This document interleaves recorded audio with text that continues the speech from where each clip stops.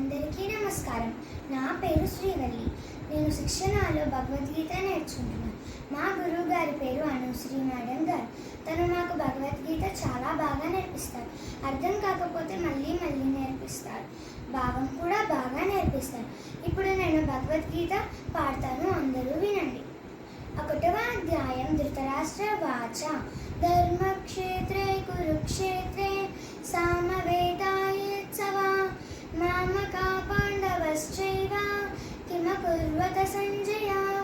భావం: ఓ సంజయ, ధర్మభూమి అయిన కురుక్షేత్రంతో కూడి ఉండి మరియు యుద్ధకాంక్షతో ఉన్న నా పుత్రులు మరియు పాండుపుత్రులు ఏమి చేసిరి? 1వ అధ్యాయం 2వ శ్లోకం.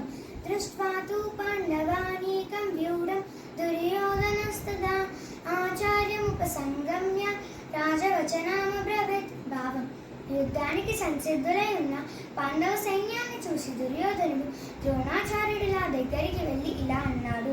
1వ అధ్యాయం 3వ శ్లోకం. పశ్యేతం పాండుపుత్రాణం ఆచార్య మహతిం చమం వ్యూఢం ద్రుపదపుత్రేణ తవ శిష్యేన ధీమతా. భావం: దుర్యోధనుడు అన్నాడు, గౌరవనీయులైన గురువర్య, ద్రుపదుని పుత్రుడైన ప్రతిభావంతుడైన మీ శిష్యుడిచ్చే అత్యంత వ్యూహాత్మకంగా నిలుపబడిన ఈ పాండవ మహాసైన్యాన్ని చూడుము. 1వ అధ్యాయం 4వ శ్లోకం. అత్ర శూరా మహేశ్వాస భీమార్జున సమయుధి యుద్ధానో విరాటాశ్చ ద్రుపాదాశ్చ మహారథః. 1వ అధ్యాయం 5వ శ్లోకం.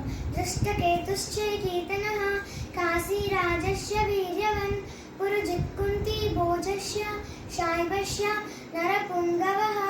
ధన్యవాదాలు.